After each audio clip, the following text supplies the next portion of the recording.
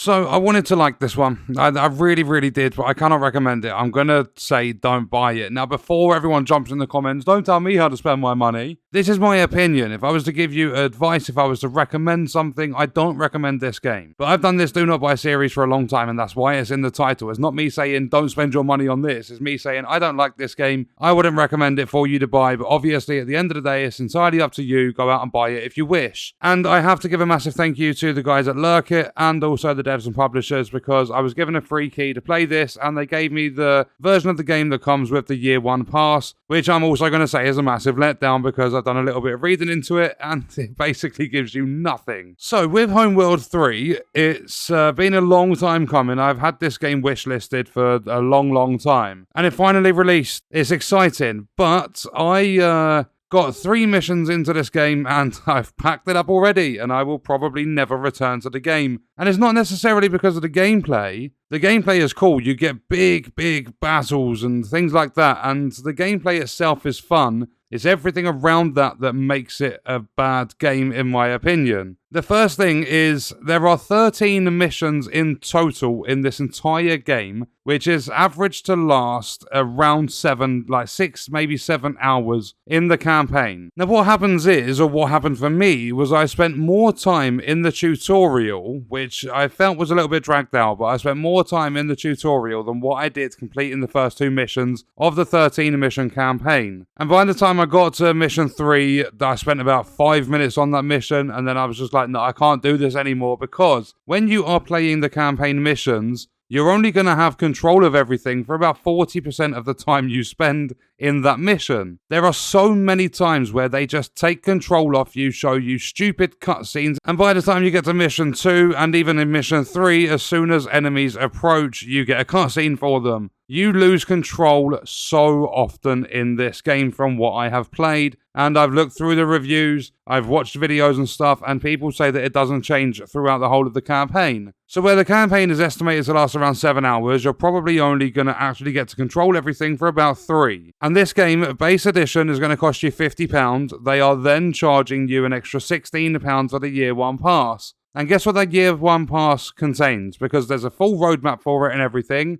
There's loads of DLC drops and everything like that, but there is absolutely nothing for the campaign. This year one pass, the paid content side of it, is only going to contain things for their co-op war games. So they are essentially done and dusted with the release of this game. Like, as soon as they've launched it, they're done and dusted. There's going to be no bonus content for the campaign or anything like that. And I just feel as though they could have and probably should have done a lot more with it. The fact that you lose control so often, you do the full tutorial, they ask if you want to go and do an advanced tutorial, and regardless of doing the tutorial, it still essentially gives you a mini tutorial when you start the campaign. And these campaign missions are stupid. They are so short, and as I said, I spent more time doing the tutorial, just the basic one, than what I did completing the first 2 missions. So while it is a lot of fun deploying your new strike craft, going attacking enemies, defending, I like the movement, like the way you orbit, you can follow certain... Like if you follow the mothership, for an example, you can orbit your camera around that specifically. I like all of the controls and everything like that. The gameplay, like the dogfights or whatever you want to call them, the combat side of the game is entertaining. It's a lot of fun. You get to see your ships obliterate enemy ships, and sometimes you may lose a ship or 2 yourself. And they have different difficulties, so there's accessibility and stuff there as well. They've got different ways you can customize how the game looks and everything like that. But it's just so tedious sitting there and essentially watching more of a story than what you are playing a game. That really pissed me off, because you're getting into fighting and you're like really engaged in the combat, and then oh no, there's new fighters joining. You're going to have to watch a cutscene for them to spawn in. Or there's a pirate carrier coming in mission 2. You're going to have to watch a cutscene to see that deploy itself inside an asteroid. It's just that this game doesn't let you get immersed, because the moment you start to, they take control away. So while it does have the good gameplay aspects, there are a lot of things that hold this game back. And the fact that you're getting a 7-hour campaign for £50 is not just the price. I wouldn't anymore base the value of a game just on its price alone, but what you are getting in this whole package, you're paying £50, you're getting 7 hours worth of gameplay, you lose control of the game a lot,